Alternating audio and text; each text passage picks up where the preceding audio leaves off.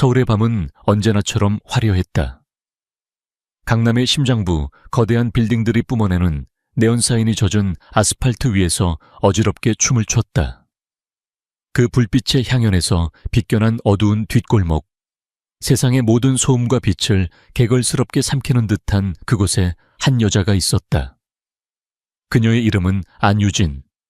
낡고 해진 작업복 얼굴의 반을 가리는 챙 넓은 모자, 그리고 손에 낀 두꺼운 목장갑은 그녀를 영락없는 고물상으로 보이게 했다. 그녀는 TK그룹 본사 빌딩 뒤편에 위치한 거대한 쓰레기 처리장 옆에 서 있었다. 그녀의 곁에는 바퀴 달은 손수레가 있었고 그 안에는 폐지와 플라스틱 병들이 아무렇게나 쌓여 있었다. 하지만 그녀의 눈은 쓰레기 더미를 향해 있지 않았다. 칠흑 같은 어둠 속에서도 형형하게 빛나는 그녀의 눈동자는 마치 굶주린 맹수처럼 빌딩에서 밀려나오는 검은색 쓰레기 봉투들을 꿰뚫어 보고 있었다. 오늘이 바로 그날이었다. 일주일간의 끈질긴 잠복과 계산 끝에 최민혁 이사의 비서가 그의 사무실에서 나온 기밀 서류 파쇄본을 일반 쓰레기와 함께 버릴 것이라는 정보를 입수했다.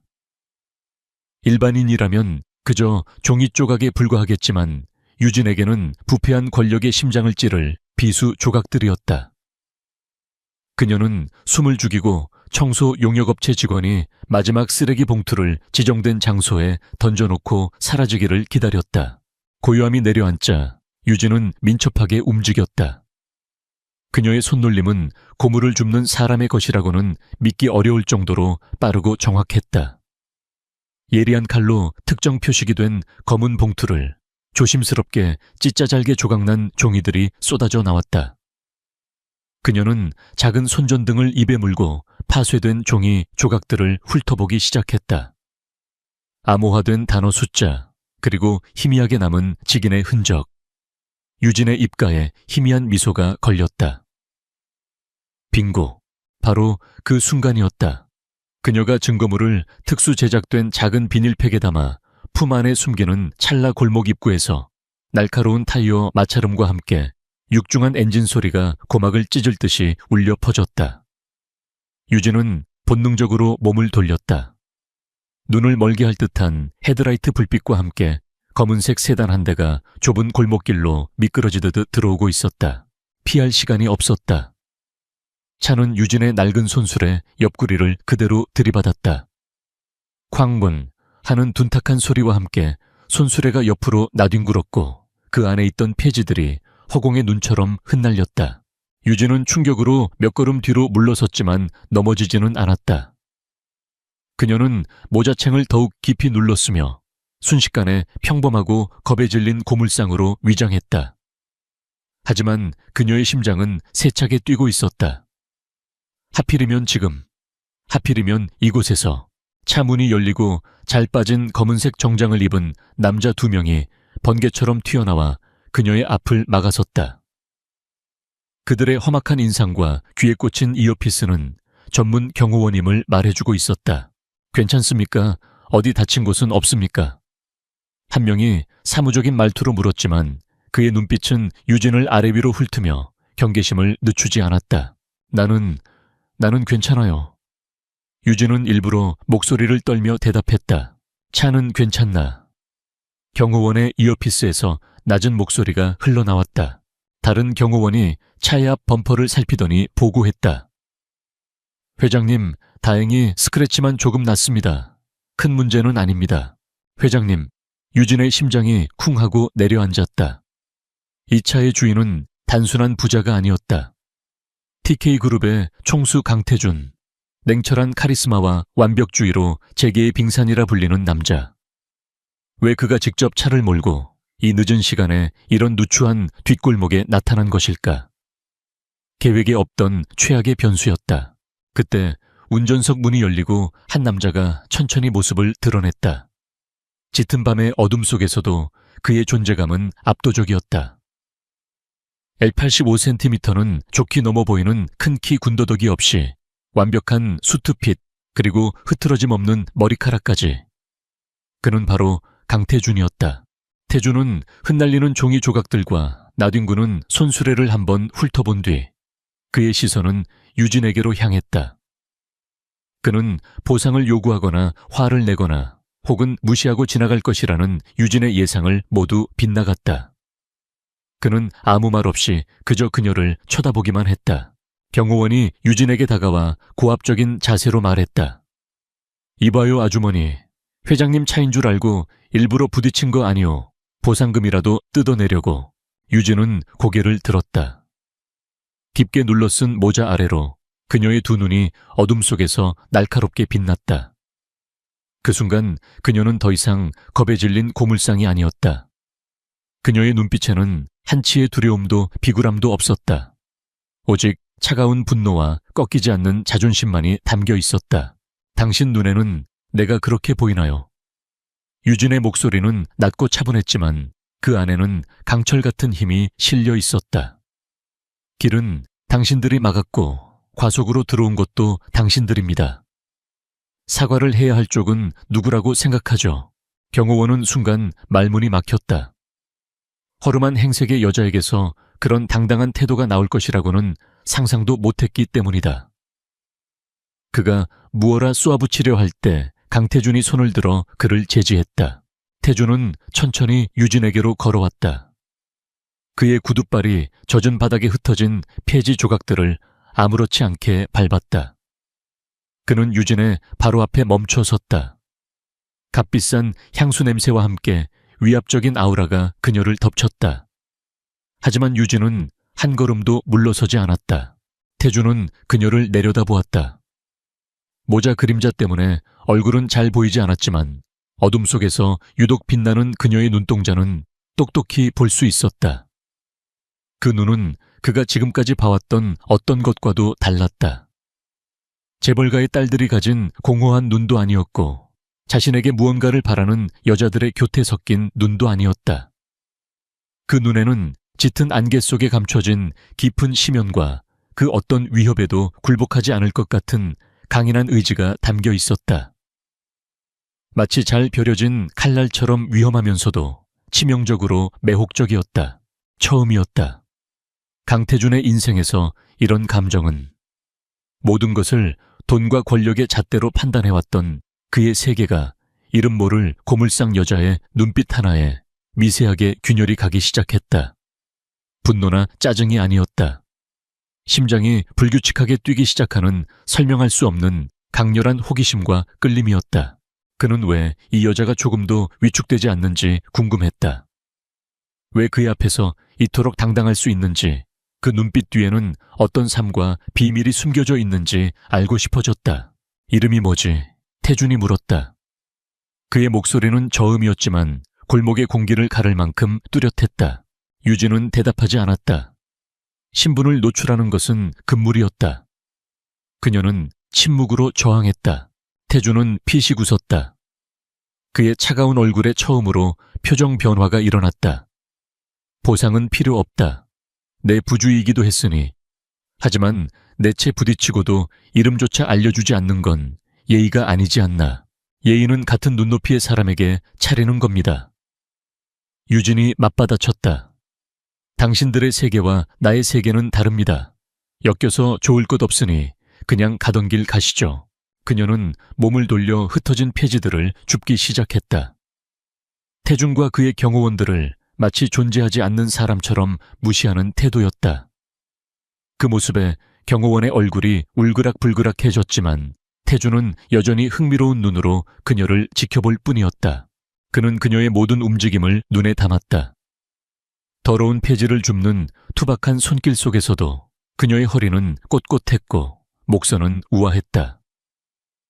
작업복 아래 감춰진 몸의 실루엣은 가늘지만 단단해 보였다. 그녀는 고물상이라기보다는 혹독한 훈련을 받은 특수 요원이나 몰락한 귀족처럼 보였다. 내일 아침 내 비서가 연락할 거다. 차 수리비 청구서는 보내지 않을 테니 걱정 말고. 태준은 일방적으로 말을 남기고 차에 올라탔다. 경호원들이 재빨리 뒤따라 탔고 검은 세단은 들어올 때처럼 소리 없이 골목을 빠져나갔다. 유진은 차가 완전히 사라진 뒤에야 멈춰 섰다. 그녀는 아무도 없는 골목에 홀로 서서 차가 사라진 방향을 노려보았다. 심장이 미친 듯이 뛰고 있었다. 단순한 사고가 아니었다. 강태준의 눈빛. 그는 무언가를 보았다. 자신의 위장을 꿰뚫어 보는 듯한 그 집요한 시선이 뇌리에 박혀 사라지지 않았다. 내일 아침 내 비서가 연락할 거다. 그가 어떻게 자신에게 연락을 한단 말인가. 이름도 연락처도 모르는데. 유진의 등줄기에 차가운 식은땀이 흘렀다. TK그룹의 정보망이라면 이 일대의 CCTV를 분석해서 자신을 찾아내는 것은 시간 문제일 것이다. 최악의 상황이었다. 가장 경계해야 할 대상인 강태준에게 정체를 의심받게 되었다. 임무를 계속 수행할 수 있을까? 아니, 그 전에 이곳을 벗어나야 했다. 유진은 서둘러 남은 페이지들을 손수레에 담았다. 하지만 그녀의 마음은 이미 혼란으로 가득 차 있었다. 강태준이라는 거대한 변수. 그의 등장으로 인해 그녀가 치밀하게 짜놓은 계획 전체가 뿌리부터 흔들리기 시작했다. 그리고 무엇보다 그녀를 불안하게 만든 것은 그의 마지막 눈빛이었다. 그것은 단순한 호기심을 넘어 무언가를 갈망하는 듯 단 깊고 뜨거운 집착의 시작처럼 보였다. 다음 날 아침 TK그룹의 심장부인 펜트하우스 회장실은 숨막히는 정적에 휩싸여 있었다. 통유리창 너머로 서울의 스카이라인이 한눈에 들어왔지만 그 장엄한 풍경조차 강태준의 마음을 붙들지 못했다.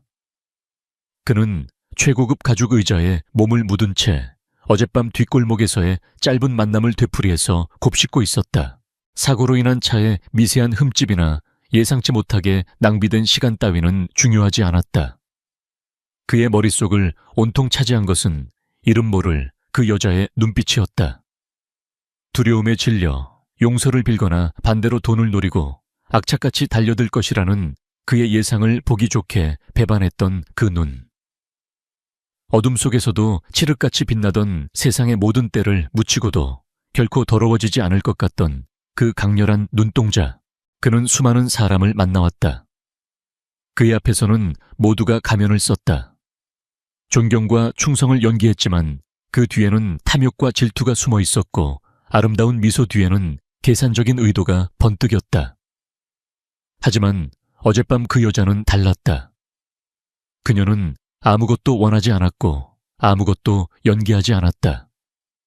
그녀는 그저 자기 자신이었고 그 사실만으로도 강태준이라는 견고한 성벽에 파문을 일으키기에 충분했다. 김비서. 태준이 나지막이 호출하자 그림자처럼 대기하고 있던 김비서가 소리 없이 다가왔다. 부르셨습니까, 회장님? 김비서는 강태준을 10년 넘게 보좌해온 충직한 신복이었다. 그는 주인의 미세한 표정 변화만으로도 그의 심기를 읽어낼 수 있었다. 그리고 지금 강태준의 얼굴에는 평소의 냉철함 대신 깊은 흥미와 알 수 없는 갈증이 서려 있었다. 어젯밤 본사 뒤편에서 있었던 접촉사고. 그 여자 찾아내. 김비서의 눈이 순간적으로 커졌다가 이내 평정을 되찾았다. 찾아내라니요. 보상 문제 때문이시라면 보상 따위가 아니다. 태준은 단호하게 말을 잘랐다. 그냥 어떤 사람인지 궁금해졌을 뿐이야. 신원 파악해서 보고해. 단 조용히. 누구도 알아서는 안 된다. 주군의 기이한 명령에 김비서는 의아함을 감출 수 없었다. 강태준은 사적인 감정으로 회사 인력을 움직이는 사람이 아니었다. 하물며 상대는 고작 고물을 줍는 노숙인에 가까운 여자가 아니었던가. 하지만 그는 더 이상 묻지 않았다. 알겠습니다. 즉시 처리하겠습니다. TK그룹의 정보팀은 유능했다. 김비서의 지시가 떨어진 지 불과 2시간 만에 한 장의 서류가 강태준의 책상 위에 놓였다. 서류에는 안유진이라는 이름과 함께 흐릿한 CCTV 캡처 사진이 첨부되어 있었다. 사진 속 그녀는 모자를 깊게 눌러쓰고 손수레를 끌고 있었다. 안유진 27세. 가족관계는 전무. 주소지는 낙후된 다세대 주택. 직업은 고물 수집 및 일용직. 전과 기록 없음. 특이사항 전무.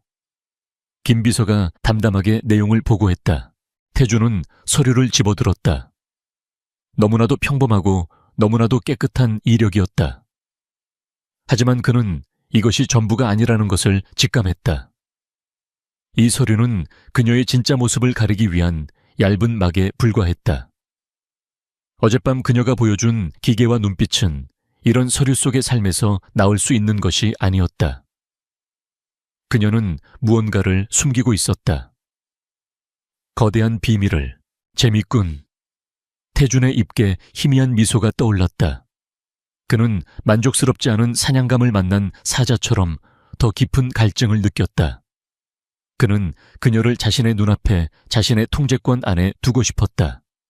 그녀의 가면을 벗기고 그 뒤에 숨겨진 진실을 직접 확인하고 싶었다. 김비서, 이 여자에게 연락해서 일자리를 제안해. 내 일자리라고 하시면 본사 미화팀 정직원, 숙소 제공에 급여는 업계 최고 수준으로. 김비서의 입이 떡 벌어졌다. 회장이 직접 고물 줍는 여자에게 파격적인 조건으로 청소부 자리를 제안하다니. 이것은 단순한 호기심을 넘어선 무언가였다. 회장님, 너무 파격적인 조건입니다. 그리고 굳이 회사 안으로 내 눈에 거슬렸던 쓰레기들을 치울 사람이 필요해서 그래. 태준이 창밖을 보며 말했다. 그의 목소리는 차가웠지만 김 비서는 그 말의 진짜 의미를 어렴풋이 짐작할 수 있었다. 회장은 그녀를 시험하고 동시에 이용하려는 것일지도 모른다. 그녀가 거절할 수 없는 제안을 해. 어떤 방법을 써서라도 그녀를 내 성 안으로 들여놔. 같은 시각 서울의 한 구석 볕도 잘 들지 않는 낡은 다세대 주택 반지하 방. 안유진은 책상 위에 펼쳐진 수백 개의 종이 조각들을 핀셋으로 맞추고 있었다. 어젯밤 수거한 최민혁의 파쇄 문서였다. 고도의 집중력으로 몇 시간을 씨름한 끝에 그녀는 마침내 의미 있는 단어 조합 몇 개를 찾아냈다. 유령 법인, 자금 세탁, 마카오. 최민혁 이사가 회사의 자금을 빼돌려 해외에서 비자금을 조성하고 있다는 심증이 확신으로 바뀌는 순간이었다. 하지만 이것만으로는 부족했다. 결정적인 증거, 그의 숨통을 끊을 수 있는 회계 장부나 거래 내역이 필요했다. 그러려면 그의 사무실 혹은 그의 컴퓨터에 직접 접근해야만 했다. 불가능에 가까운 일이었다. 그때 낡은 스마트폰이 요란하게 울렸다. 발신자 표시 제한. 유진의 눈이 가늘어졌다.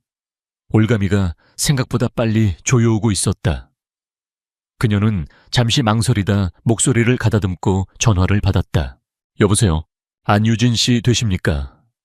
수화기 너머로 정중하고 차분한 남자의 목소리가 들려왔다. 저는 TK그룹 회장 비서실의 김규현 실장이라고 합니다. 유진의 심장이 멎는 듯 했다. 역시나. 그녀는 애써 태연한 척 대답했다. 네, 맞는데요. 무슨 일로? 어젯밤 저희 회장님 차량과 있었던 불미스러운 일에 대해 다시 한번 사과드립니다. 다친 곳은 없으신지 염려되어 회장님께서 직접 괜찮습니다. 보상을 원했다면 어제 그 자리에서 말했을 겁니다. 용건만 간단히 하시죠. 유진은 차갑게 말을 끊었다. 김 비서는 잠시 당황했지만 이내 평정을 되찾았다. 이 여자 보통이 아니라는 회장의 말이 사실이었다. 본론만 말씀드리겠습니다. 회장님께서 안유진 씨에게 일자리를 제안하고 싶어 하십니다. 유진은 자신의 귀를 의심했다. 일자리 농담하는 겁니까? TK그룹 본사 미화팀 정직원 자리입니다. 4대 보험은 물론 사원 아파트 숙소와 업계 최고 대우를 보장해 드립니다. 순간 유진의 머릿속에서 수만 가지 경우의 수가 스쳐 지나갔다. 이것은 함정인가 아니면 기회인가? 강태준은 왜 자신에게 이런 제안을 하는 것인가? 자신의 정체를 의심하고 감시하려는 것일까? 아니면 정말로 변덕스러운 동정심일까? 어느 쪽이든 위험했다. 하지만 TK그룹 본사, 최민혁의 바로 옆, 이것은 늑대 소굴로 제 발로 걸어 들어가는 것과 같았다. 하지만 동시에 철옹성 같던 적에 심장부로 들어갈 수 있는 유일한 문이기도 했다. 위험을 감수할 가치가 있었다. 아니, 이 기회를 놓친다면 다시는 최민혁의 꼬리를 잡을 수 없을지도 모른다. 유진은 결심했다. 좋습니다. 받아들이죠. 한편 TK그룹의 또 다른 권력의 축 최민혁 이사의 사무실.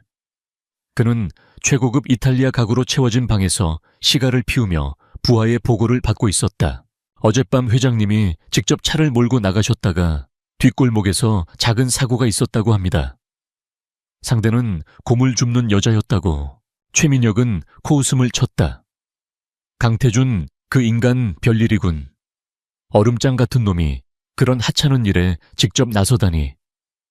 그래서 그 여자는 어떻게 됐나? 돈이라도 뜯어냈나? 그게 이상한 점입니다. 회장님께서 오늘 아침 그 여자를 본사 미화팀 직원으로 특채하라고 지시하셨답니다. 조건도 파격적이라고 합니다. 최민혁의 눈썹이 살짝 치켜 올라갔다. 뭐 청소부로 강태준 그놈의 속을 알 수가 없군. 혹시 우리 쪽 일과 관련이 있는 건가? 아닙니다. 단순한 우연의 일치인 것 같습니다. 그 여자의 신원도 파악해봤지만 그냥 평범한 빈민입니다. 그래, 최민혁은 금세 흥미를 잃었다. 그의 오만한 머릿속에서 곰을 줍는 여자 따위는 고려할 가치도 없는 존재였다. 강태준의 변덕이든 숨은 의도가 있든 자신과는 상관없는 일이라고 치부해버렸다. 그의 관심은 오직 어떻게 하면 더 많은 돈을 빼돌리고 언젠가 강태준을 밀어내고 TK그룹의 주인이 될 수 있을까에 집중되어 있었다. 그는 자신의 발밑에 자신을 겨누는 가장 날카로운 칼날이 들어오고 있다는 사실을 까맣게 모르고 있었다. 유진은 통화를 끊고 창밖을 보았다. 회색빛 하늘. 그녀의 미래처럼 한 치 앞도 보이지 않았다. 강태준의 제안은 분명 독이 든 성배였다. 하지만 그녀는 그 잔을 마시기로 결정했다. 그녀는 책상 위 종이 조각들을 다시 한번 바라보았다. 이것은 단순히 최민혁 한 명을 잡는 일이 아니었다. 부패와 비리로 얼룩진 거대한 카르텔을 무너뜨리고 그들 때문에 억울하게 모든 것을 잃었던 아버지의 명예를 되찾기 위한 그녀의 처절한 복수극이었다. 그 목적을 위해서라면 그녀는 기꺼이 호랑이 굴로 걸어 들어갈 수 있었다. 다음 날 안유진은 허름한 작업복을 벗고 TK그룹에서 지급된 깨끗한 미화팀 유니폼을 입었다. 거울 앞에 선 그녀의 모습은 더 이상 뒷골목의 고물상이 아니었다. 평범한 청소부의 옷을 입었지만 그녀의 눈빛만은 숨길 수 없었다. 그 안에는 목표를 향한 냉철한 결의와 모든 것을 걸고 시작하는 위험한 게임에 대한 팽팽한 긴장감이 함께 타오르고 있었다. 이제 게임은 시작되었다. TK타워는 그 자체로 하나의 거대한 왕국이었다. 강철과 유리로 만들어진 성체는 최첨단 보안 시스템으로 겹겹이 둘러싸여 외부의 침입을 한치도 허용하지 않았다. 안유진에게 그곳은 새로운 일터이자 그녀가 정복해야 할 가장 위험한 전장이었다. 미화팀 유니폼을 입은 첫날, 그녀는 다른 신입 직원들과 함께 관리팀장의 지루한 교육을 받았다. 청소도구 사용법 구역별, 담당 업무 직원 행동 수칙 등. 다른 이들이 건성으로 듣는 동안 유진의 뇌는 슈퍼컴퓨터처럼 빠르게 회전하고 있었다. 그녀의 눈은 관리팀장의 입이 아닌 벽에 붙은 건물 내부 구조도와 천장 구석에 달린 CCTV 카메라의 위치를 쫓았다. 31층 임원실 복도. 카메라는 총 4대. 2번과 3번 카메라 사이 화분 뒤쪽으로 약 1.5초의 사각지대 발생. 비상계단은 카드키와 지문인식 이중 잠금. 하지만 중앙통제 시스템에 이상이 생길 경우 수동으로 열 수 있는 비상 레버가 존재할 터. 그녀는 청소부의 역할에 완벽하게 녹아들었다. 어눌하고 숫기 없는 태도, 다른 직원들과 눈도 잘 마주치지 못하는 소심한 모습. 동료들은 그녀를 말없는 유진 씨라고 부르며 그저 조용히 자기 일만 하는 사람으로 인식했다. 누구도 그녀의 머릿속에서 TK타워의 모든 보안 시스템이 해체되고 분석되고 있다는 사실을 상상조차 하지 못했다. 그녀의 주된 임무 구역은 임원들이 사용하는 38층이었다.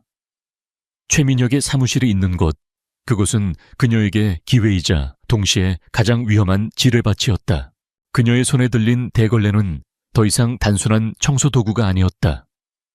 손잡이 끝에는 미세한 전파 탐지기가 내장되어 있었고 그녀가 복도를 닦는 동안 주변의 모든 와이파이, 신호와 도청 장치의 주파수를 분석했다.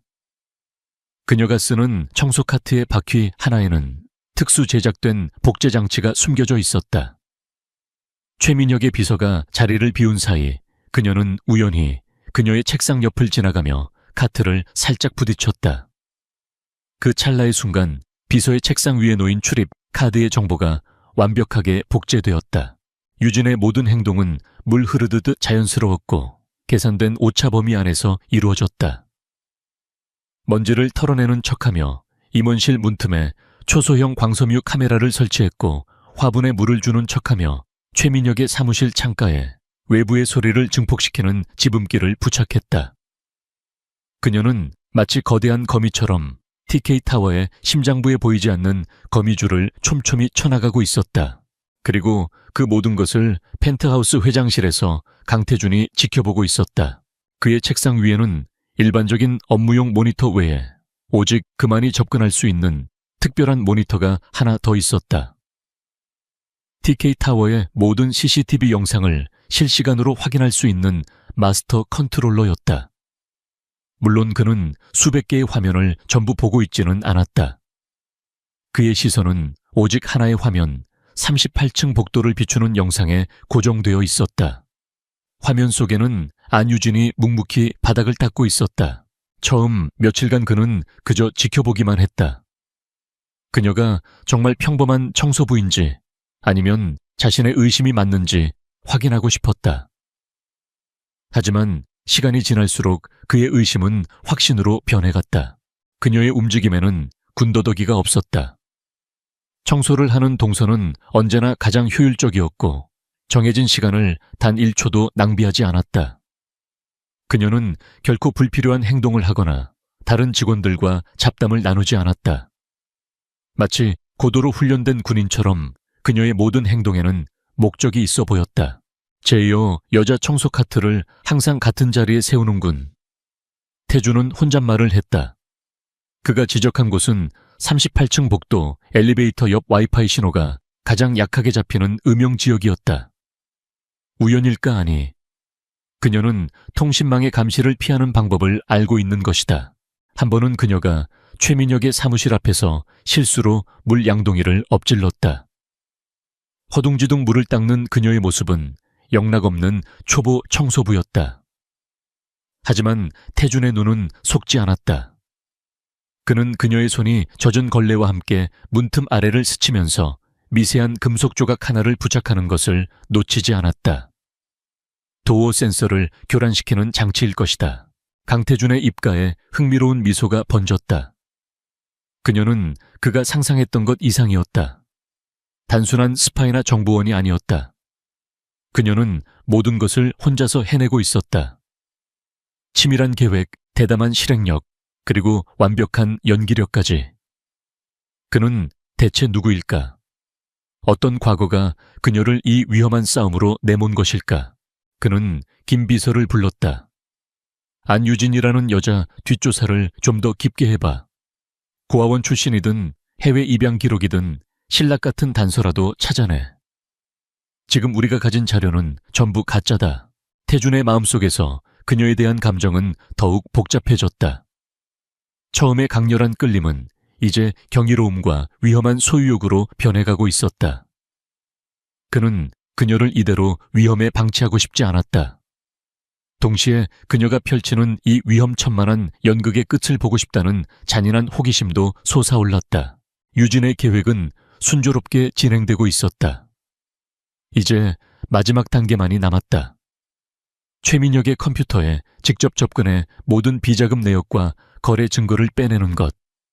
그것은 그녀의 임무에서 가장 위험하고 중요한 순간이 될 터였다. 기회는 예상보다 빨리 찾아왔다. 최민혁이 홍콩으로 이틀간의 급한 출장을 떠나게 된 것이다. 그의 사무실은 텅 빌 것이고 보안은 평소보다 느슨해질 터였다. 유진은 그날 밤 야간 근무를 자청했다.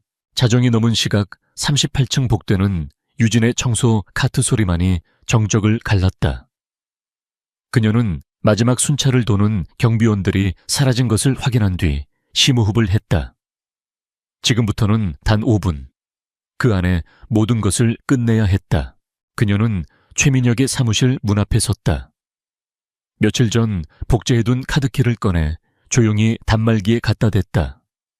삑 하는 작은 소리와 함께 녹색불이 들어왔다.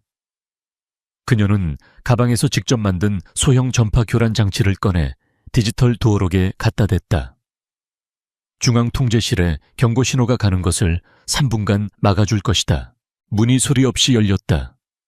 칠흑 같은 어둠 속 유진은 한치의 망설임도 없이 안으로 들어섰다. 그녀는 이미 사무실의 구조를 머릿속에 완벽하게 그려두었다. 그녀는 곧장 거대한 원목 책상으로 다가가 휴대용 단말기를 최민혁의 개인 컴퓨터 본체 USB 포트에 꽂았다. 데이터 복사 시작. 남은 시간 2분 30초. 단말기 화면에 뜨는 진행률 표시줄을 보며 유진은 초조하게 주변을 경계했다. 심장 소리가 귀에서 울리는 듯 했다. 그때였다. 복도 저편에서 희미한 말소리와 함께 여러 개의 발소리가 들려왔다. 유진의 온몸이 얼어붙었다. 순찰 경비원은 아닐 터. 그들의 동선은 이미 파악하고 있었다. 그렇다면 이 시간에 이 사실엔 어인 일이십니까? 홍콩에서 처리할 일이 생각보다 일찍 끝나서요. 놓고 간 서류가 있어서 잠시 들렀습니다. 최민혁의 목소리였다. 유진의 등줄기에서 식은땀이 폭포수처럼 흘러내렸다. 망했다. 그는 왜 예정보다 일찍 돌아온 것인가? 발소리는 점점 가까워지고 있었다. 지금 당장 USB를 뽑고 도망쳐도 복도에서 마주칠 것이 뻔했다. 숨을 곳을 찾아야 했다. 유진의 눈이 재빨리 사무실 내부를 훑었다. 책상 밑 너무 뻔하다. 창가 커튼 뒤 움직이면 바로 들킬 것이다. 그때 그녀의 눈에 책상 옆에 놓인 거대한 관상용 화분이 들어왔다. 그 뒤라면 그녀는 번개처럼 몸을 날려 화분 뒤에 좁은 공간으로 몸을 우겨 넣었다. 동시에 사무실 문이 철컥 소리를 내며 열리고 환한 빛이 쏟아져 들어왔다. 최민혁과 그의 비서가 사무실로 들어섰다. 유진은 숨을 죽였다. 조금이라도 소리를 내면 끝장이었다. 다행히 컴퓨터 본체는 책상 아래 깊숙이 있어 꽂혀 있는 USB 단말기가 보이지 않았다. 저기 있군. 최민혁은 책상 위 서류철 하나를 집어들었다. 그는 바로 떠날 것처럼 보였다. 유진은 제발 그냥 나가달라고 속으로 빌었다. 하지만 최민혁은 서류를 챙긴 뒤에도 소파에 털썩 주저앉았다. 김비서 물 한 잔만 가져와. 갑자기 피곤이 몰려오네. 최악의 상황이었다. 유진은 화분 뒤 좁은 공간에서 옴짝달싹할 수 없게 되었다. 그녀의 단말기에서는 데이터 복사가 계속 진행되고 있었다. 만약 복사가 끝나는 알림음이라도 울린다면 상상만 해도 끔찍했다. 시간이 지옥처럼 흘러갔다. 1분, 2분. 최민혁은 비서가 가져온 물을 마시며 누군가와 통화를 시작했다. 통화 내용은 유진의 귀에 똑똑히 들려왔다. 그래, 마카오 건은 차질 없이 진행되고 있나? 좋아. 강태준 그놈은 아직 아무것도 모르고 있어. 멍청한 놈. 아버지가 이뤄놓은 옥좌에 앉아만 있을 줄 알지. 유진은 숨막히는 공포 속에서도 그의 말을 하나도 놓치지 않고 머릿속에 새겼다.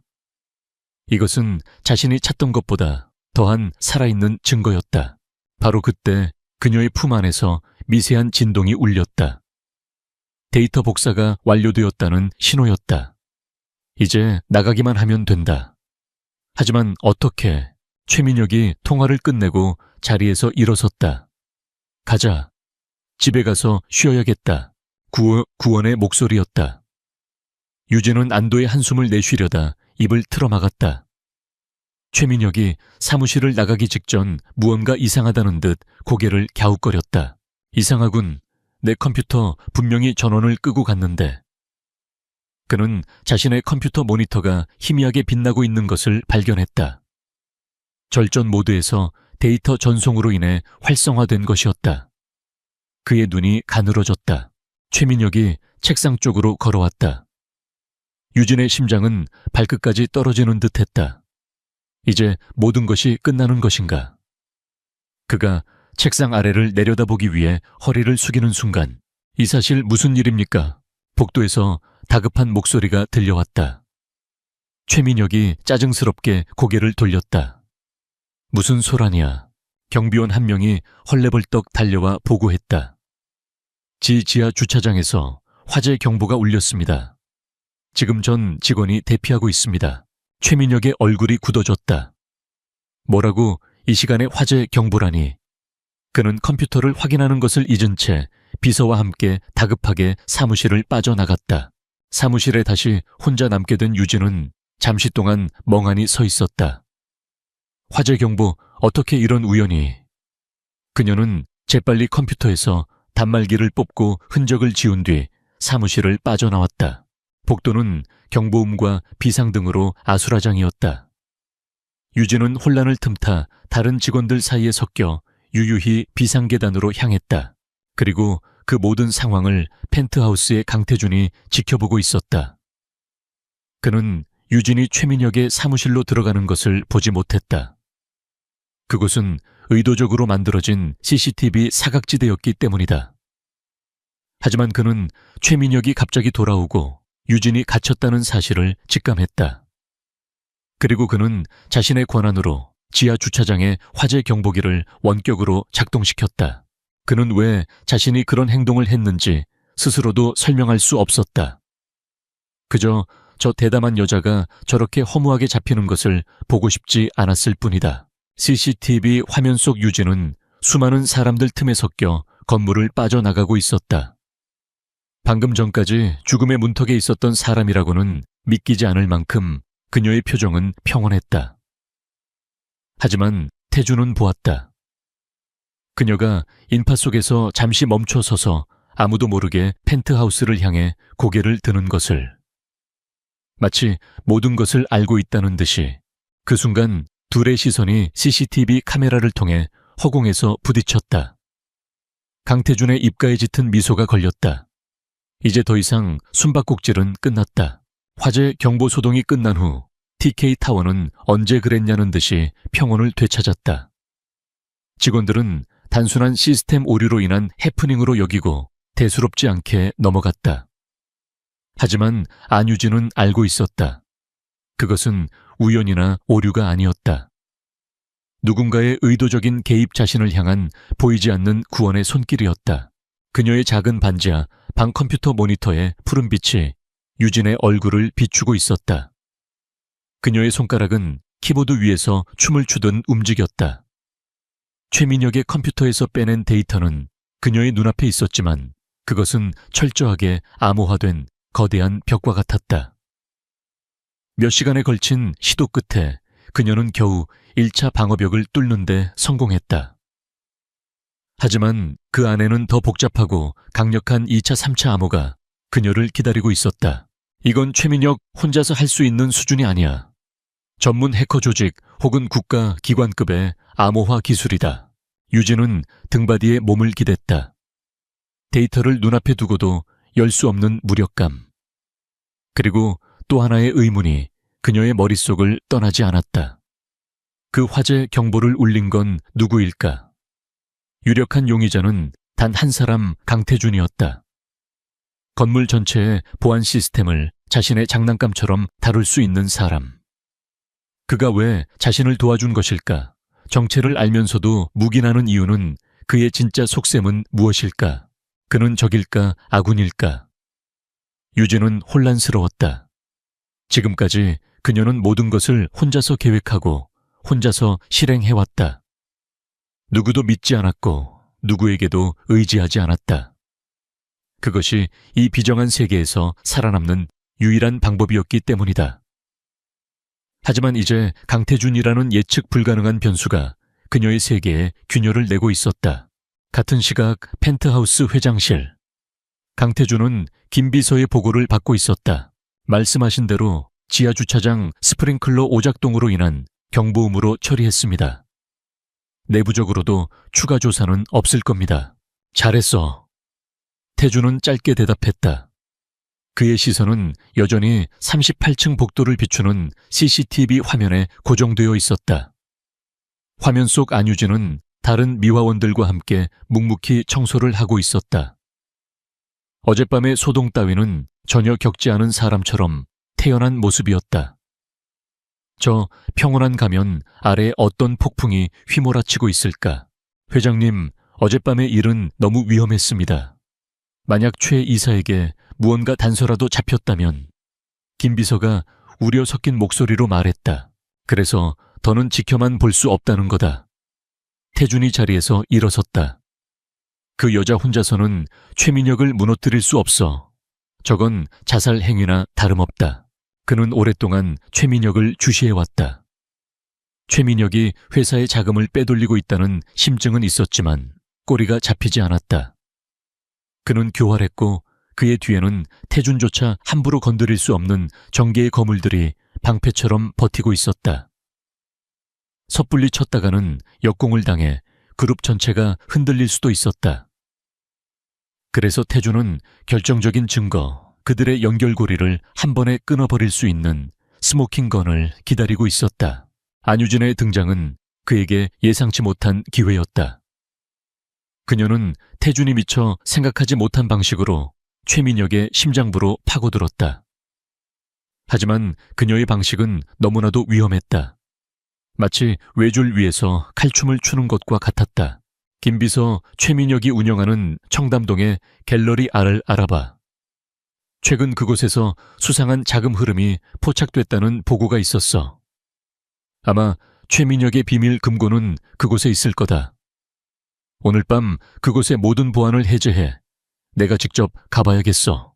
회장님, 직접 가시는 것은 너무 위험합니다. 저희 쪽 사람들을, 아니, 이건 나 혼자 가야 해. 태준의 눈이 차갑게 빛났다. 그리고 이건 명령이 아니야. 믿기지? 내가 움직이면 그녀도 반드시 움직일 테니. 며칠 후 유진은 암호 해독에 난항을 겪고 있었다. 데이터의 일부를 복원하는 데는 성공했지만 가장 핵심적인 파일은 물리적 키가 없으면 열 수 없도록 설계되어 있었다. 그 키는 디지털이 아닌 실물 형태의 USB나 카드 혹은 그와 유사한 무언가일 터였다. 그녀는 복원된 데이터 조각들과 그동안 수집한 정보들을 조합해 마침내 한 장소를 특정했다. 청담동의 갤러리 R. 표면적으로는 고급 미술품을 거래하는 갤러리였지만 실제로는 최민혁이 비자금을 세탁하고 정관계 인사들에게 뇌물을 건네는 비밀스러운 장소였다. 아마도 그 물리적 키에는 갤러리 어딘가에 숨겨져 있을 것이다. 그날 밤 유진은 청소부의 유니폼 대신 온몸에 달라붙는 검은색 특수 전투복을 입었다. 그녀의 허리에는 각종 해킹 장비와 와이어, 소형 만능키가 달려 있었다. 칠흑 같은 어둠 속 그녀는 한 마리 흑표범처럼 갤러리 R의 담을 소리 없이 넘었다. 갤러리의 보안 시스템은 생각보다 허술했다. 적외선 감지기는 꺼져 있었고 레이저 센서도 작동하지 않았다. 이상하다. 너무 쉽잖아. 유진은 경계심을 늦추지 않으며 건물 내부로 잠입했다. 그녀의 목표는 갤러리 2층에 있는 관장실이었다. 그곳에 비밀 금고가 있을 확률이 가장 높았다. 어둠 속에서 그녀는 능숙하게 자물쇠를 해제하고 관장실로 들어섰다. 예상대로 거대한 유화 액자 뒤에 숨겨진 금고가 있었다. 문제는 지금부터였다. 최첨단 디지털 방식의 금고는 비밀번호를 3번 틀리면 자동으로 내부의 모든 데이터를 파기하도록 설정되어 있었다. 유진은 휴대용 단말기를 꺼내 금고의 회로를 분석하기 시작했다. 그때였다. 차는 게 이건가? 등 뒤 귀에서 나지막한 남자의 목소리가 들려왔다. 유진의 온몸의 신경이 곤두섰다. 그녀는 번개처럼 몸을 돌려 방어 자세를 취했다. 언제부터 그곳에 있었던 것일까? 그녀는 전혀 인기척을 느끼지 못했다. 찰칵 소리와 함께 방 안이 모든 조명이 켜졌다. 눈부신 빛에 잠시 눈을 찡그렸던 유진은 이내 자신의 눈앞에 서 있는 남자의 모습을 확인하고 숨을 멈췄다. 강태준이었다. 그는 검은색 터틀넥 스웨터에 면바지를 입은 편안한 차림이었지만 그에게서 뿜어져 나오는 위압감은 회장실에 있을 때와 다르지 않았다. 그의 손에는 작은 은색 USB 하나가 들려 있었다. 유진이 그토록 찾던 물리적 키였다. 당신이 어떻게 이 갤러리 TK건설의 자회사 소유거든. 태준이 어깨를 으쓱하며 말했다. 정문으로 당당하게 걸어 들어왔지. 보안 시스템을 끈 것도 나고. 유진은 입술을 깨물었다. 모든 것이 그의 손바닥 위였다. 그녀는 그의 미끼에 걸려든 생쥐꼴이었다. 안유진, 아니 이게 진짜 이름은 아니겠지. 태준이 천천히 그녀에게 다가왔다. 당신 대체 누구지? 국정원 아니면 군 특수부대 출신인가? 평범한 청소부라고 하기엔 당신의 능력은 너무나도 비범해. 그는 유진의 바로 앞에 멈춰 섰다. 유진은 한 걸음도 물러서지 않았다. 가면이 벗겨진 지금 더 이상 숨길 필요도 없었다. 그녀의 눈빛은 다시 처음 만났던 그날 밤처럼 차갑고 날카롭게 빛났다. 그걸 알아서 어쩌려고 날 경찰에 넘기기라도 하려고. 그랬다면 굳이 화재 경보까지 울리면서 당신을 구해줄 필요는 없었겠지. 태준의 말에 유진의 눈동자가 미세하게 흔들렸다. 역시 그였다. 왜지? 왜 날 도와준 거지? 당신과 나는 아무 관계도 아니잖아. 관계가 왜 없나? 태준이 한 걸음 더 다가왔다. 둘 사이의 거리가 숨결이 느껴질 만큼 가까워졌다. 그의 깊은 눈이 유진을 꿰뚫어 보는 듯했다. 당신은 내 성에 침입했고 내 눈을 사로잡았고 그리고 지금 내 적의 심장을 노리고 있어. 이 정도면 충분한 관계 아닌가. 그의 목소리는 뜨거웠고 그의 시선은 집요했다. 유진은 자신도 모르게 마른 침을 삼켰다. 이 남자는 위험했다. 그의 힘과 권력보다 그녀의 모든 것을 꿰뚫어 보는 듯한 이 눈빛이 더 위험했다. 태준은 손에 든 USB 키를 그녀에게 내밀었다. 당신이 최민혁의 컴퓨터에서 빼낸 데이터, 그리고 이게 있으면 모든 증거가 완성될 거다. 하지만 그걸로는 부족해.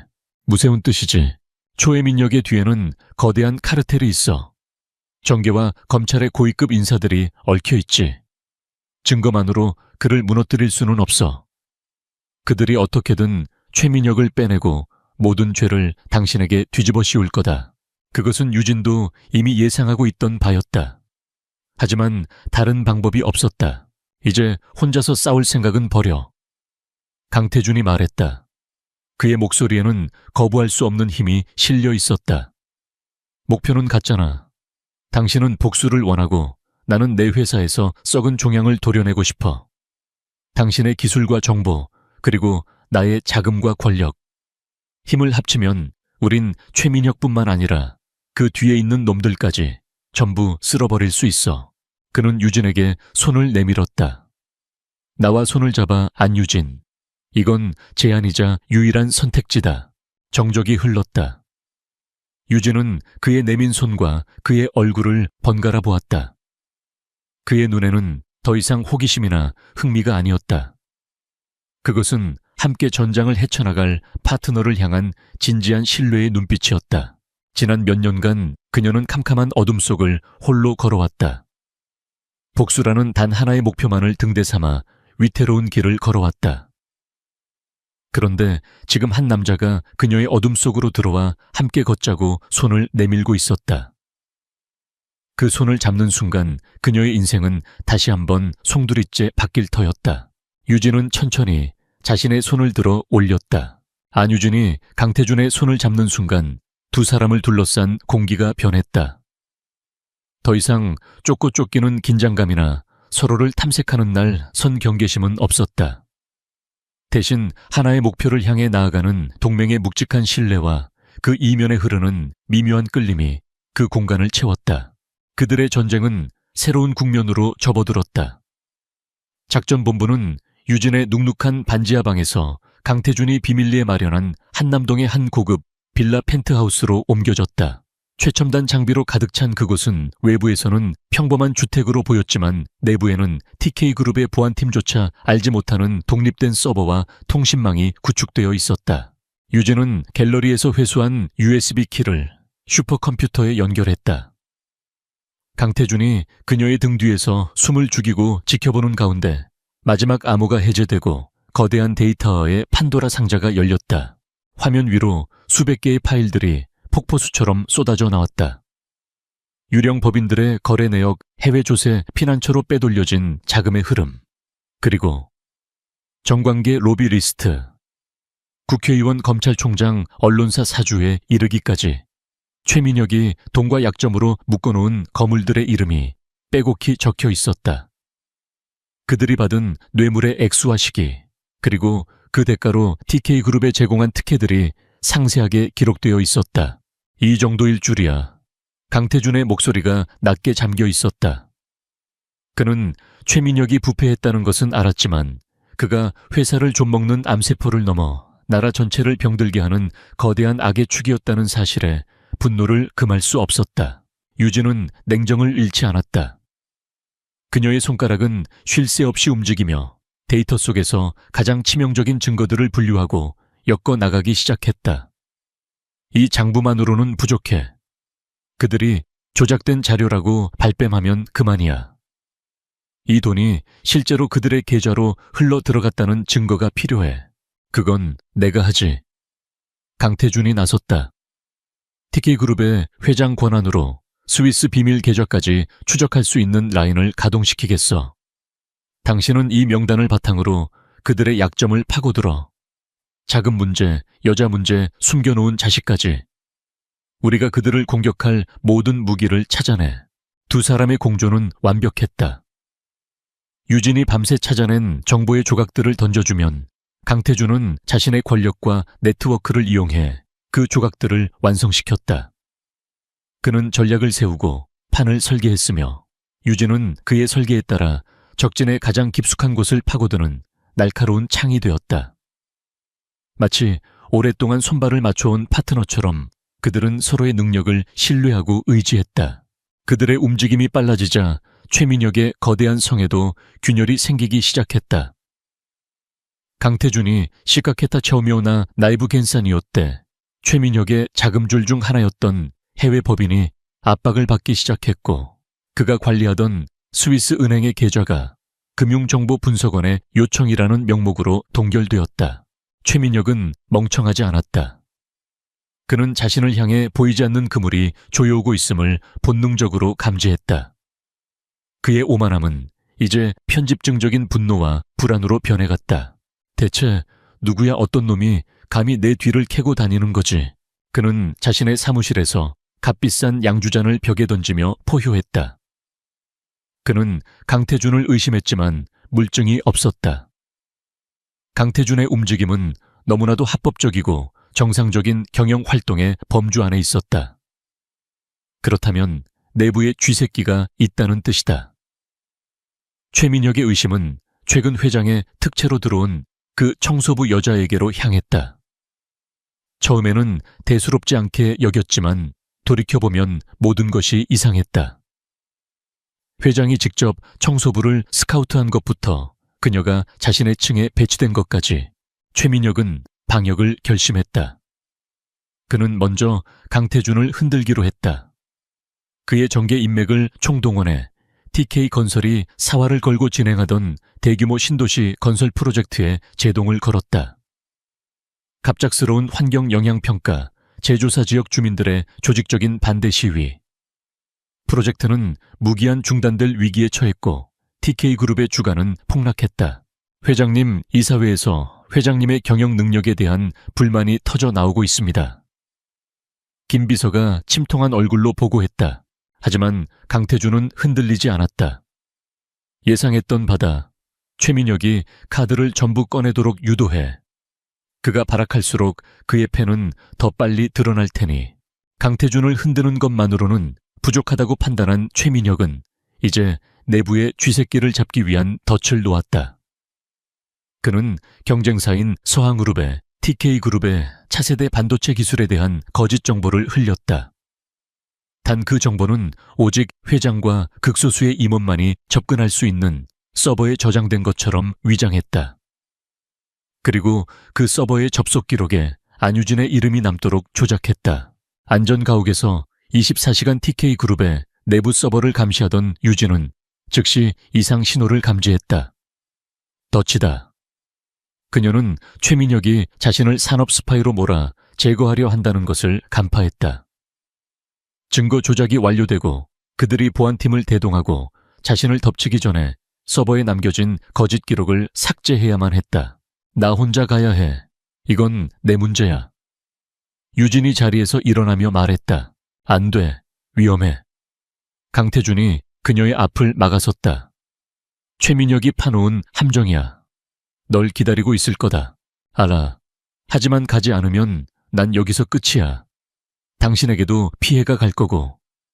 유진의 눈빛은 단호했다. 날 믿어. 강태준은 그녀의 눈을 잠시 바라보다 이내 결심한 듯 고개를 끄덕였다. 알았어. 대신 이걸 가져가. 그는 손목시계처럼 생긴 작은 장치를 그녀의 손에 채워주었다. 위험할 땐 이 버튼을 눌러. 5분 안에 내가 어떻게든 해결할 테니. 그날 밤 유진은 다시 한번 TK타워로 잠입했다. 이번에는 청소부가 아닌 어둠의 침입자로서였다. 그녀는 서버 관리실이 있는 지하 3층으로 향했다. 하지만 그녀가 목적지에 거의 다다랐을 때 복도 양쪽에서 건장한 남자들이 나타나 그녀의 앞뒤를 막았다. 최민혁의 사설 경호팀이었다. 드디어 꼬리가 잡혔구나, 쥐새끼. 어둠 속에서 최민혁이 모습을 드러냈다. 그의 얼굴에는 비열한 미소가 걸려 있었다.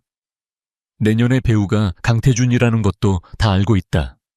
넌 산업 스파이 현행범으로 체포될 거고 강태준은 회장 자리에서 쫓겨나게 될 거야. 유진은 포위당했지만 당황하지 않았다. 그녀는 재빨리 주변 지형을 살폈다. 환풍구, 천장 쪽에 좁은 환풍구가 있었다. 날 잡을 수 있을 것 같아. 유진이 그들을 도발하며 천천히 뒷걸음질 쳤다. 남자들이 비웃으며 그녀에게 다가오는 순간 그녀는 품에서 작은 연막탄을 꺼내 바닥에 던졌다. 자욱한 연기가 복도를 채우고 남자들이 당황하는 사이 유진은 벽을 박차고 튀어올라 환풍구 덮개를 뜯어내고 그 안으로 사라졌다. 제요 전연 잡아. 유진은 좁고 어두운 환풍구 안을 미친 듯이 기어갔다. 등 뒤에서 그녀를 쫓는 소리가 울려 퍼졌다. 지상으로 통하는 출구를 찾아야 했다. 하지만 환풍구는 거미줄처럼 복잡하게 얽혀 있었다. 막다른 길이었다. 그때 그녀의 손목에 채워진 장치에서 지지직 소리가 나더니 강태준의 목소리가 들려왔다. 유진 내 말 들려. 오른쪽으로 3m 이동. 거기서 아래로 향하는 수직 통로가 있을 거야. 그 끝은 지하 주차장이다. 유진은 그의 지시대로 움직였다. 그의 말대로 바닥의 아래로 향하는 통로가 있었다. 그녀가 그곳으로 뛰어내리자마자 요란한 경보음과 함께 주차장의 모든 스프링클러가 터져 나왔다. 물줄기가 비처럼 쏟아지는 주차장은 아수라장이었다. 유진을 쫓아 환풍구에서 뛰어내린 남자들은 갑작스러운 물벼락에 당황하여 우왕좌왕했다.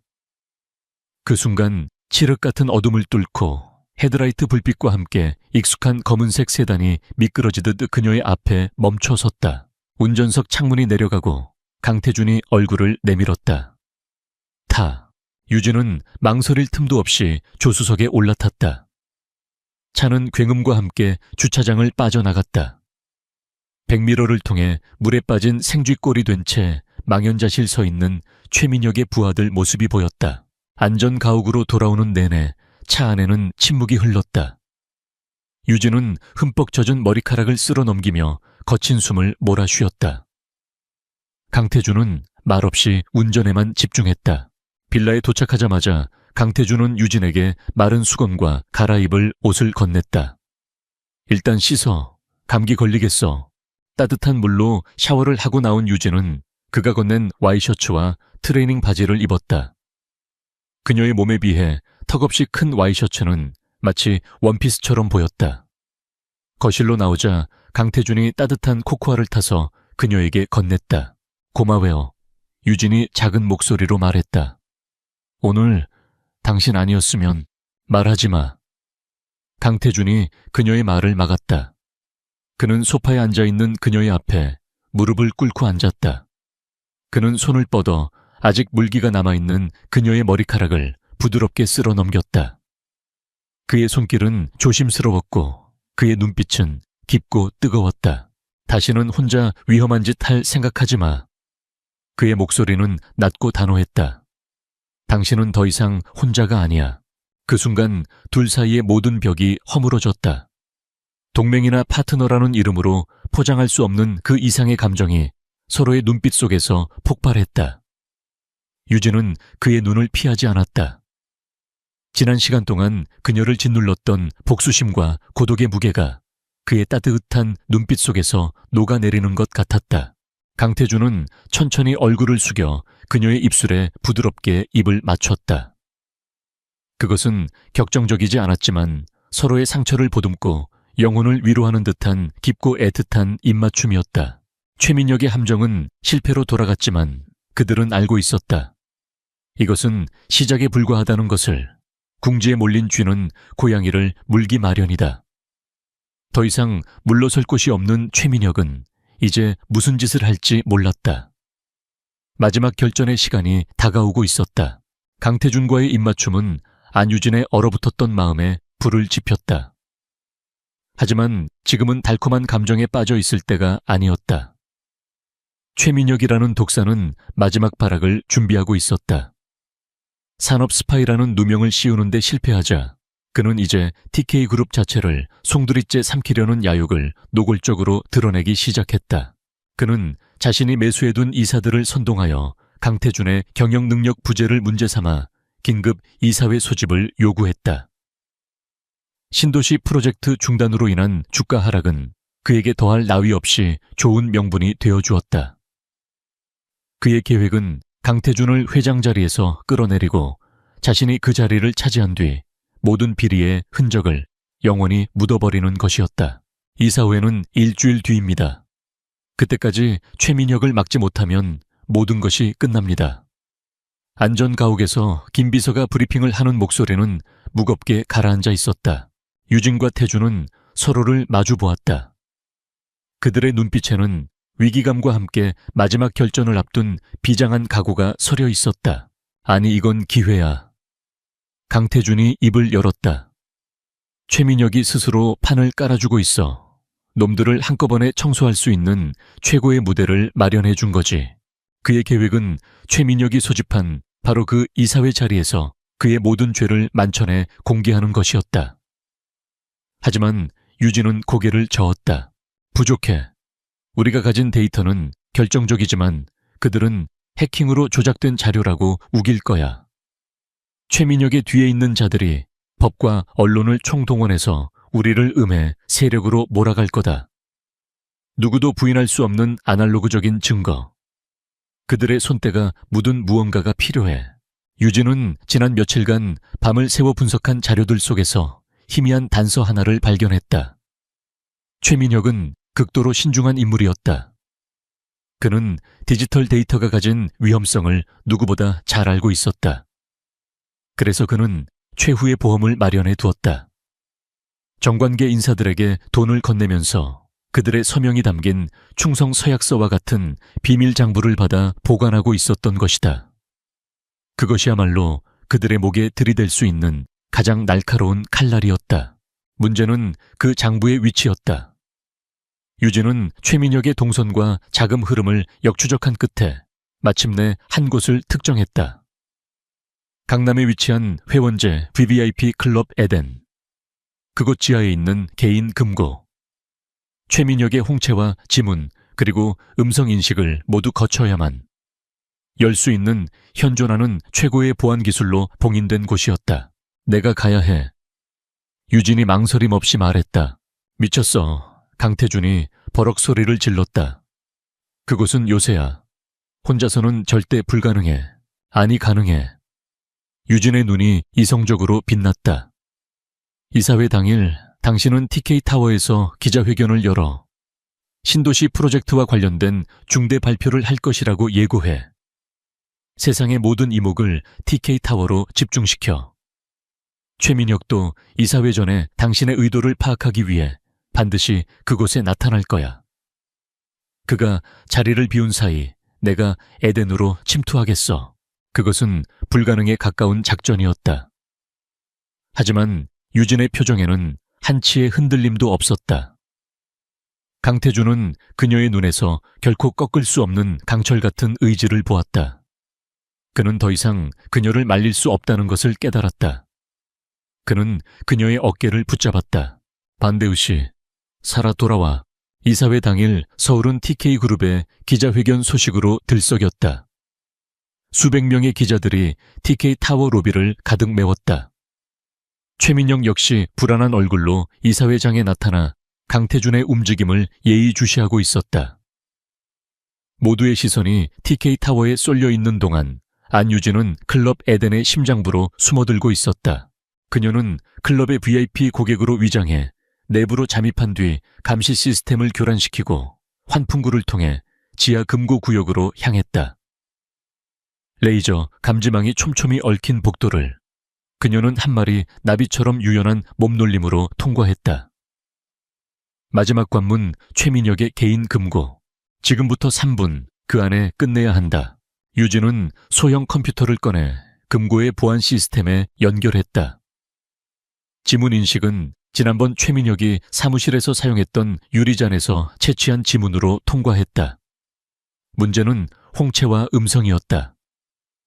유진은 해킹을 통해 최민혁의 건강검진 기록에서 홍채 패턴 데이터를 빼냈고 그의 과거 강연 영상에서 음성 파일을 추출해 두었다. 하지만 데이터를 입력하는 순간 중앙관제실에 경보가 울릴 것이다. 그때 유진의 이어피스에서 강태준의 목소리가 들려왔다. 지금이다 3분 뒤 내가 클럽 전체의 전원을 차단하겠다. 비상전력이 들어오기 전까지 너에게 주어진 시간은 정확히 1분 30초야. 유진은 숨을 죽이고 기다렸다. 잠시 후 펑 하는 소리와 함께 주변의 모든 것이 암흑으로 변했다. 유진은 망설이지 않고 준비한 데이터들을 입력했다. 인증되었습니다. 기계음과 함께 육중한 금고문이 소리 없이 열렸다. 금고 내부는 온갖 귀금속과 돈다발로 가득 차 있었다. 하지만 유진의 눈은 오직 중앙에 놓인 검은색 가죽 가방에 고정되었다. 그녀가 가방을 손에 쥐는 순간 비상전력이 들어오며 요란한 경보음이 울리기 시작했다. 침입자 발생 지하 금고 구역. 유진은 장부를 품에 안고 미친 듯이 달렸다. 등 뒤에서 경비원들이 소리치며 쫓아왔다. 총성이 울리고 총알이 그녀의 귓가를 스쳐 벽에 박혔다. 하지만 그녀는 멈추지 않았다. 미리 확보해둔 비상 탈출로를 통해 그녀는 지옥 같은 클럽을 빠져나왔다. 길가에는 김 비서가 오토바이를 대기시키고 있었다. 같은 시각 TK그룹 이사회장. 최민혁은 단상 위에서 열변을 토하고 있었다. 이 모든 사태는 강태준 회장의 독단적이고 무능한 경영 때문입니다.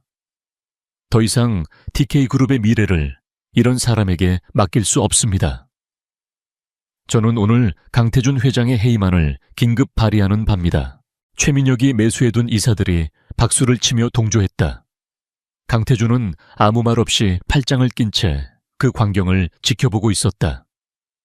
그의 표정은 너무나도 평온해서 오히려 섬뜩할 정도였다. 최민혁이 의기양양하게 해임안 투표를 시작하려는 순간이었다. 육중한 이사회장 문이 열리고 한 여자가 걸어 들어왔다. 허름한 청소부의 모습도 검은 전투복의 모습도 아니었다. 잘 빠진 검은색 정장을 입은 그녀는 당당하고 기품이 넘쳤다. 안유진이었다. 모든 이사들의 시선이 그녀에게 쏠렸다. 최민혁은 유령이라도 본 듯한 얼굴로 굳어버렸다. 강태준이 자리에서 일어나며 나지막이 말했다. 최 이사 소개할 사람이 있네. 자네가 그토록 찾던 내부의 쥐새끼야. 유진은 단상으로 걸어 올라갔다. 그녀가 노트북을 회의장 대형 스크린에 연결하자 최민혁의 모든 비자금 내역과 자금 세탁 경로가 적나라하게 펼쳐졌다. 이사들이 경악하며 웅성거렸다. 최민혁이 얼굴이 불그락푸르락해져 소리쳤다. 거짓말. 저건 전부 조작된 거야. 저 여자는 경쟁사에서 보낸 스파이라고. 조작이라고 유진의 입에 차가운 미소가 걸렸다. 그럼 이것도 조작인가? 다음 순간 스크린에는 검은색 장부의 페이지들이 선명하게 스캔되어 나타났다.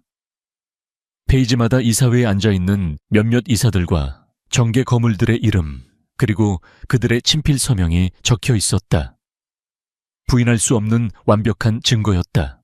장부에 이름이 오른 이사들의 얼굴이 새하얗게 질렸다.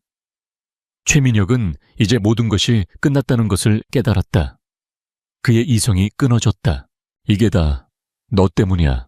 최민혁은 광기 어린 비명을 지르며 품 안에서 숨겨둔 작은 칼을 꺼내 유진에게 달려들었다. 이사들이 비명을 지르며 흩어졌다. 하지만 칼이 유진에게 닿기 전 그녀의 앞을 막아서는 그림자가 있었다. 강태준이었다. 그는 번개 같은 동작으로 최민혁의 팔을 꺾어 칼을 떨어뜨리고 그의 몸을 제압해 바닥에 내리꽂았다. 그의 움직임은 군더더기 없이 깔끔하고 위력적이었다. 유악! 최민혁은 바닥에 쓰러져 고통스러운 비명을 질렀다. 그와 동시에 문을 박차고 들어온 보안 요원들이 그를 둘러쌌다. 화려했던 악의 제국이 무너져 내리는 순간이었다.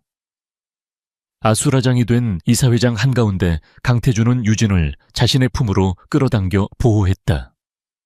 소음과 혼돈 속에서 두 사람은 서로의 눈을 바라보았다.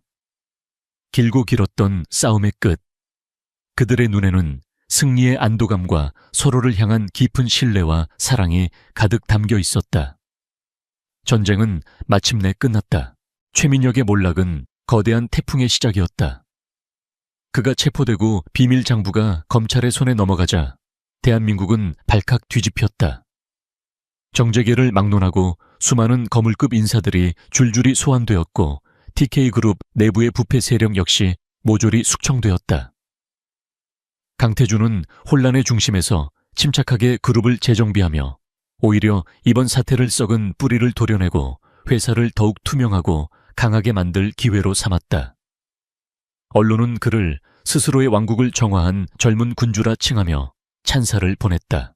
세상의 모든 스포트라이트가 강태준에게 쏠려 있는 동안 안유진은 조용히 무대 뒤로 사라졌다.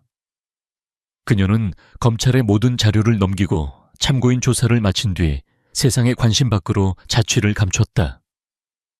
언론은 이번 사건의 결정적인 제보자를 미스터리한 내부 고발자 X라고만 보도할 뿐 그녀의 진짜 정체를 아는 사람은 강태준과 김 비서를 제외하고는 아무도 없었다. 사건이 어느 정도 마무리된 후 검찰의 발표를 통해 그녀의 진짜 이야기가 조금씩 세상에 알려졌다. 그녀의 본명은 차수현. 그녀의 아버지는 한때 유망한 중소기업을 이끌던 성실한 기업인이었다. 하지만 10년 전 최민혁의 교묘한 계략에 빠져 회사를 통째로 빼앗기고 횡령이라는 누명까지 쓴 채 절망 속에서 스스로 목숨을 끊었다. 하루아침에 모든 것을 잃은 어린 소녀는 복수를 맹세했고 지난 10년간 자신의 신분을 지운 채 해킹무술, 심리전 등 최민혁이라는 거대한 괴물을 무너뜨리기 위한 모든 기술을 처절하게 익혔던 것이다. 그녀의 싸움은 단순한 정의 구현이 아닌 아버지의 억울한 죽음과 자신의 빼앗긴 삶을 되찾기 위한 처절한 복수극이었다. 모든 폭풍이 지나가고 한 달 뒤 강태준은 제주도에 있는 자신의 개인 별장에 차수현 이제는 다시 자신의 이름을 찾은 그녀를 초대했다. 눈부신 햇살이 쏟아지는 통유리창 너머로 푸른 바다가 수평선 끝까지 펼쳐져 있었다. 지난 몇 달간의 피비린내 나는 전쟁의 흔적은 어디에도 없었다. 수연은 하얀색 원피스를 입고 테라스에 서서 멍하니 바다를 바라보고 있었다. 복수가 끝난 지금 그녀의 마음속에는 후련함과 동시에 거대한 공허함이 파도처럼 밀려왔다. 지난 10년간 그녀의 삶을 지탱해온 유일한 목표가 사라진 지금 그녀는 앞으로 어떻게 살아가야 할지 막막했다. 그때 강태준이 다가와 그녀의 어깨에 부드럽게 쇼를 덮어주었다. 마람이자 고마워요. 두 사람 사이에는 잠시 침묵이 흘렀다. 먼저 입을 연 것은 태준이었다. 앞으로 어떻게 할 생각이야? 수연은 희미하게 웃으며 고개를 저었다. 모르겠어요. 내 인생은 최민혁을 무너뜨리는 그날 끝났다고 생각했으니까. 지금의 나는 텅 빈 껍데기 같아요. 그 말에 태준은 그녀의 몸을 돌려 자신을 마주보게 했다. 그는 그녀의 두 어깨를 부드럽게 감싸 쥐었다. 그의 눈빛은 그 어느 때보다 진지하고 깊었다. 아니, 이제부터가 진짜 당신의 인생의 시작이야. 그는 말했다. 과거의 복수는 끝났어. 이제 미래를 그려야지. 내가 그 미래를 함께 그려도 될까? 수연의 눈동자가 흔들렸다. 나는 처음 당신을 만났던 그날 밤을 잊을 수가 없어. 태준은 말을 이었다. 고물을 줍는 허름한 모습이었지만 당신의 눈은 세상 그 누구보다 강하고 맑게 빛나고 있었지. 나는 그때 이미 알았어. 내가 찾던 사람이 바로 당신이라는 걸. 나는 당신의 감춰진 진실이나 뛰어난 능력이 아니라 어떤 상황에서도 꺾이지 않는 당신의 영혼 그 자체와 사랑에 빠진 거야. 그의 진심 어린 고백에 수연의 눈시울이 뜨거워졌다. 그녀는 지난 10년간 단 한 번도 약한 모습을 보인 적이 없었다. 늘 강해야 했고 늘 혼자 싸워야 했다.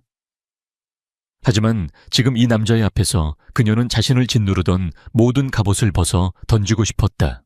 나 같은 여자는 위험해요. 내 손엔 피 대신 어둠이 묻어 있어. 당신 같은 사람 옆에 있을 자격은 내가 정해. 태준이 그녀의 말을 막고 그녀를 자신의 품에 가득 안았다. 당신의 과거가 어떻든 상관없어. 당신이 걸어온 길이 얼마나 어둡고 외로웠든 이제부터는 내가 옆에서 함께 걸을게. 당신의 어둠까지 내가 전부 사랑할게. 수연은 그의 품에 얼굴을 묻고 참아왔던 눈물을 터뜨렸다. 그것은 슬픔의 눈물이 아닌 구원의 눈물이었다. 길고 길었던 어둠의 터널 끝에서 마침내 한 줄기 빛을 만난 안도의 눈물이었다. 몇 달 후 TK그룹은 대대적인 조직 개편을 단행했다. 그중 가장 눈에 띄는 것은 신설된 윤리감찰팀이었다. 회장 직속 기관으로 그룹 내의 모든 비리와 부정을 감시하고 척결하는 막강한 권한을 가진 부서였다. 그리고 그 팀의 초대 팀장으로 임명된 것은 바로 차수현이었다. 그녀는 더 이상 과거에 얽매이지 않았다. 자신의 아픈 과거와 뛰어난 능력을 이제는 다른 억울한 피해자가 생기지 않도록 하는데 사용하기로 결심했다. 그녀는 때로는 날카로운 감찰팀장으로, 때로는 강태준의 가장 든든한 조언자로, 그리고 사랑하는 연인으로 완벽하게 자신의 자리를 찾아갔다. 어느 늦은 밤 강태준은 야근을 마치고 나온 수현을 기다리고 있었다. 그는 자신의 차에 그녀를 태우고 처음 만났던 그 뒷골목으로 향했다. 여긴 왜 수연이 의아한 듯 물었다. 우리가 시작된 곳이니까. 태준은 차에서 내려 수연을 위해 문을 열어주었다. 두 사람은 나란히 서서 어두운 골목을 바라보았다. 그날 밤처럼 여전히 어둡고 지저분한 곳이었지만 이제는 더 이상 그들에게 차갑고 위험한 장소가 아니었다. 그때 기억나 태준이 웃으며 말했다. 내 채 부딪히고도 눈 하나 깜짝 안 하고 오히려 나한테 큰 소리 치던 거. 그때는 당신이 그렇게 대단한 사람인 줄 몰랐으니까요. 수연이 미소로 받아쳤다. 알았으면 더 세게 부딪혔을 텐데. 합의금이라도 두둑이 받게. 두 사람은 서로를 마주보며 웃음을 터뜨렸다.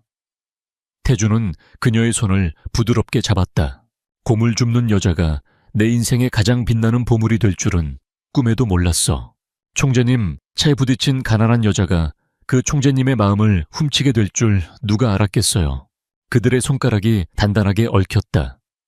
어둠 속에서 한 대의 차가 헤드라이트를 밝히며 골목 입구를 지나갔다. 그 밝은 빛이 두 사람의 행복한 얼굴을 환하게 비추었다. 쓰레기 더미 옆에서의 우연한 충돌로 시작된 기적 같은 사랑. 폭풍우를 함께 헤쳐나오며 더욱 단단해진 그들의 사랑은 이제 막 새로운 장을 열고 있었다.